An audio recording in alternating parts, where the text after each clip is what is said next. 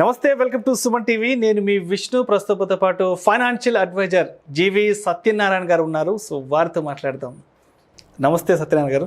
నమస్తే సత్యనారాయణ గారు. అదేవిధంగా ఒకప్పుడు స్టాక్ మార్కెట్లో సంపాదించిన వాళ్ళంతా ఈ ఫండమెంటల్ నాలెడ్జ్ తెలుసుకొని సంపాదించిన వాళ్ళేనా, లేదంటే ఇప్పుడు మనం చూస్తున్నట్లయితే కొత్తగా మార్కెట్లోకి వచ్చిన వాళ్ళంతా కూడా ఫండమెంటల్తో ఏం పని లేదు, టెక్నికల్ తెలిస్తే చాలా అంటున్నారు కదా. సో అది ఎంతవరకు కరెక్ట్ అంటారు? ఫండమెంటల్గా ఉన్న వాళ్ళే సంపాదించిన వాళ్ళు, టెక్నికల్గా కానీ ఇప్పుడు ఎంటర్ అయ్యి ఇప్పుడు ఎగ్జిట్ అయిన వాళ్ళు సంపాదించిన వాళ్ళు లేరు, ఉండరు కూడా. ఎలా ఉండరు? ఎలా అంటే రెండు ఉంటుంది income: temporary income, permanent income. Temporary income మన ఇంటి దగ్గర మన పక్కనే ఓ చిన్నపాటి మార్వాడి కిరాణం కొట్టు ఉంది. ఈ మార్వాడి కిరాణం కొట్టోడు ప్రతి వారము ఆ బేగం బజార్కి పోతాడు. కిరాణం కొట్లు అంటే కందిపప్పు, పప్పులు, నూనె ప్యాకెట్లు అవన్నీ పట్టుకొస్తాడు. పట్టుకొచ్చి ఏం చేస్తాడు? 100 రూపాయలకి ఆయిల్ ప్యాకెట్ తెచ్చిండు, కందిపప్పు 90కి తెచ్చిండు, మినపప్పు 110కి తెచ్చిండు. ఓ 10%, ఓ 2-3% ఖర్చులు పోని 10% యాడ్ చేస్తాడు, అమ్మేస్తాడు. మళ్ళీ నెక్స్ట్ వీక్ వెళ్తాడు మళ్ళీ బేగం బజార్కి. అప్పటికి ధరలు పెరిగినాయి, మళ్ళీ కొంటాడు, మళ్ళీ దాని మీద ఒక 10% చేస్తాడు.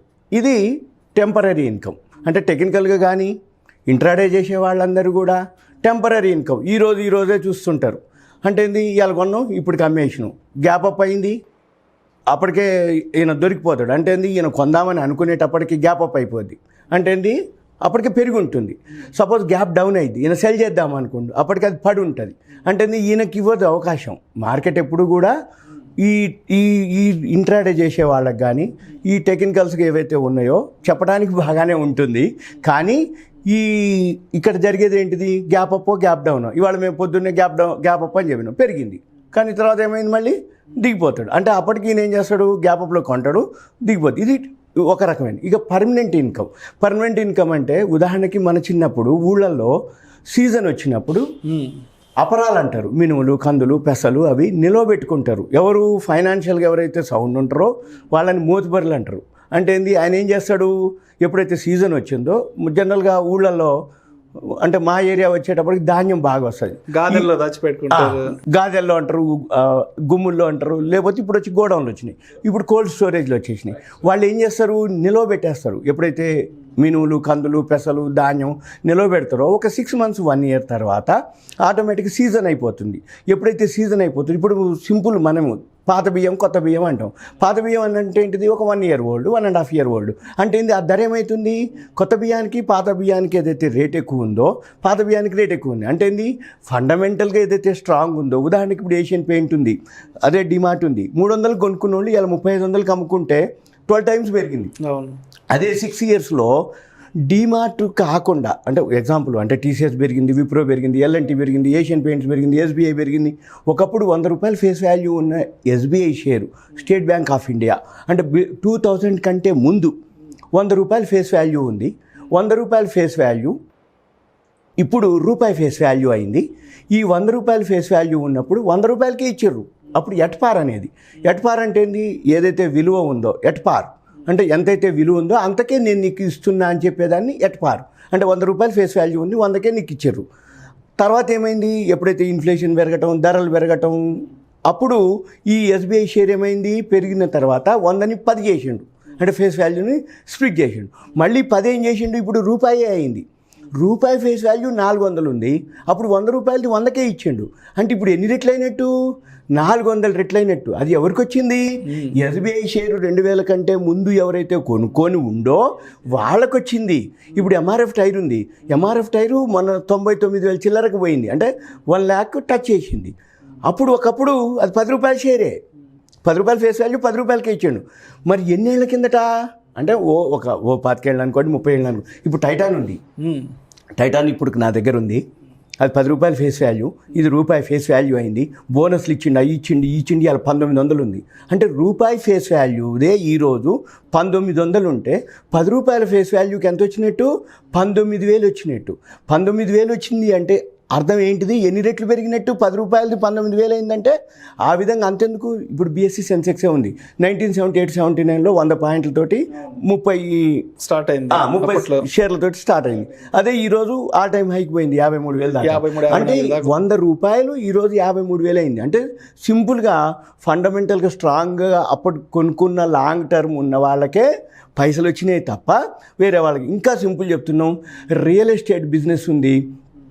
రోజు ప్రతి శని ఆదివారము పేపర్లో యాడ్ వస్తుంది, ఆదివారం నాడు ప్రతి ఛానల్లో అడ్వర్టైజ్మెంట్స్ వస్తాయి. ఈ రియల్ ఎస్టేట్ మీడియేటర్లు ఉంటారు, రియల్ ఎస్టేట్ బ్రోకర్లు ఉంటారు. ఫోన్ చేస్తారు, ఫోన్ చేసి ఏమండి మీకు 3,000కే ఇక్కడ ఎస్ఎఫ్టీ దొరుకుతుంది, ఫ్యూచర్లో బాగుంటుంది అంటాడు.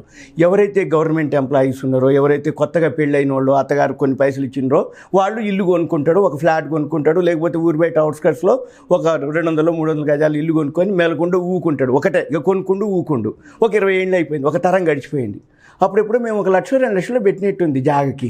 ఇవాళ అది 1 కోటి రూపాయలు అంటే కూడా దొరికేటట్లేదు, మా ఏరియా మొత్తం పెరిగిపోయింది అంటాడు. ఇప్పుడు అదే రియల్ ఎస్టేట్ బ్రోకరు వాడు 1% 2% అంటే మీ మీద మార్జిన్ చూసుకొని మీకు అమ్మి పెడుతుంటాడు. వాడు మ్యానిపులేషన్ చేస్తాడు. అంటే ఏంది, కంపెనీ వాళ్ళకి మనకి మధ్యలో సత్యనారాయణ గారు బాగుందండి, ఇక్కడ మనకి అదే 3,000కి అంటుండ అంటాడు. అక్కడ వానికి 2,800కో 2,700కో 100-200లో చూసుకుంటుంటాడు. వాడు ఎంతసేపటికి 100-200లో చూసుకుంటాడు. ఎన్నేళ్ళు గడిచిపోయినా వాడు ఒక ఫ్లాట్ కొనడు, ఒక ఇల్లు కొనడు. ఇగో ఇది నేనే ఇప్పించినా, అది నేనే ఇప్పించినా అంటాడు. అంటే ఏంది, టెంపరీ ఇన్కమే చూసుకుంటుండు తప్ప వాడికి కూడా మరి పెరుగుతుందని తెలిసి నీకు అమ్ముతున్నప్పుడు, అరే నేను కూడా ఒక ఇల్లు కొనుక్కుంటే, నాకు కూడా ఒక ఫ్లాట్ కొనుక్కుంటే, నేను కూడా ఒక జాగ్ కొనుక్కుంటే నాకు కూడా ఫ్యూచర్లో పెరుగుతుంది అనేది ఉంటుంది. కానీ దీనికి చాలా చాలా రీజన్లు. అంటే ఉదాహరణకి ఫైనాన్షియల్గా అనుకోండి, రెండోది ఇంట్రెస్ట్. అంటే కొంతమందికి ఏంటిదంటే ఏమలే ఎక్కడ డెవలప్ అవుతుందిలే అని అంటే, ఇప్పుడు సపోజ్ నేను హైదరాబాద్ వచ్చి 30 years ప్లస్ అయింది. మేము చైతన్యపూరి మాది. చైతన్యపూరిలో ఉదాహరణకి మా అత్తగారు ఉన్నారు, నాకు పొజిషన్ ఇస్తా అన్నారు. మేము వద్దన్నాం. ఈ మా ఊళ్ళో ఈ సాయిల్ వేరు, మా దగ్గర రెడ్ సాయిల్ ఉంటుంది, ఈడంతా ఉట్టికినే బ్లాక్ సాయిల్. అంటే బునాది ఇట్లా దిగితే వర్షం వస్తే మోకాళ్ళ లోతు దిగిపోద్ది, సాయంత్రం అయిపోతే దోమలు గుయ్యి అంటాయి, ఇక రాత్రిపూట మూసి కంపు స్మెల్ వస్తుంది. మాకొద్దు బాబు హైదరాబాద్ అనేది. మరి ఇప్పుడు మలకపేట కాదు, పోయింది ఒక 40-50 కిలోమీటర్లు, 60-70 కిలోమీటర్లు పోయింది ఊరు. అంటే హైదరాబాద్ ఎంటర్ అయితేనే 60-70 కిలోమీటర్లు ఎటు అయినా. అంటే ఇప్పుడు బెంగళూరు హైవేకి వెళ్ళండి, బాంబే హైవేకి వెళ్ళండి, విజయవాడ హైవేకి వెళ్ళండి, కరీంనగర్ హైవేకి పోండి. అదే 30 ఏళ్ల కిందట మనం కొంచెం కనుక ఆలోచించినట్టయితే రియల్ ఎస్టేట్లో ఉండేటోళ్ళు రియల్ ఎస్టేట్లో ఉన్నారు. అందుకని మనం ఏం చూడాలి, షేర్ మార్కెట్లో కూడా ఆ ప్రోడక్ట్, అంటే ఇప్పుడు ఉదాహరణకి ఆ ప్రోడక్ట్ ఉంది, ఇప్పుడు డిమార్ట్ ఉంది, డిమార్ట్ మేము తగ్గినప్పుడల్లా కొనుక్కోమని చెప్తాం. ఎందుకు చెప్తాము, ఒక 3 ఏళ్ల కింద 5 ఏళ్ల కింద ఎన్ని బ్రాంచీలు ఉన్నాయి, ఇప్పుడు ఎన్ని బ్రాంచీలు ఉన్నాయి, ఇంకొక 5 ఏళ్ల తర్వాత ఎన్ని బ్రాంచీలు ఉన్నాయి. అంతేందుకు జొమాటోనే ఉంది. జొమాటో 1 year బ్యాక్ ఫ్లిప్కార్ట్ కానీ, జొమాటో కానీ, స్విగ్గీలు కానీ ఎంతమందికి తెలుసు, ఇప్పుడు ఎంతమందికి తెలుసు, ఇంకొక 1 year 2 years అయిన తర్వాత జొమాటో ఎంతమందికి తెలుసు, ఎంతమందికి తెలుస్తుంది. దాన్ని బట్టే ఇక ఏం లేదు, అది ఒక గుడ్ విల్. ఇప్పుడు జొమాటో లాస్లో ఉంది, కానీ మరి రేపు ఫ్యూచర్లో ఒక్క రౌండ్కు పాజిటివ్కి వెళ్ళిపోతే జొమాటో ఎవరైతే ఐపీఓలో కొనుక్కున్న వాళ్ళు కానీ, ఐపీఓలో అప్లై చేసిన వాళ్ళు కానీ, లేదు ఇప్పుడు తగ్గితే కొనుక్కుని హోల్డ్ చేసే వాళ్ళు ఎవరైతే ఉన్నారో వాళ్ళకు వస్తాయి తప్ప పైసలు. ఈరోజు జొమాటో కొనుక్కొని ఈరోజు సాయంత్రానికి, లేకపోతే ఈరోజు కొనుక్కొని అదే ఇంకో గంటలో అమ్ముదాం అనుకునే వాళ్ళకి మాత్రం వస్తే రావచ్చేమో, కానీ ఎక్కువ శాతం మాత్రం ఎప్పుడో ఒకసారి పోవటం ఖాయం.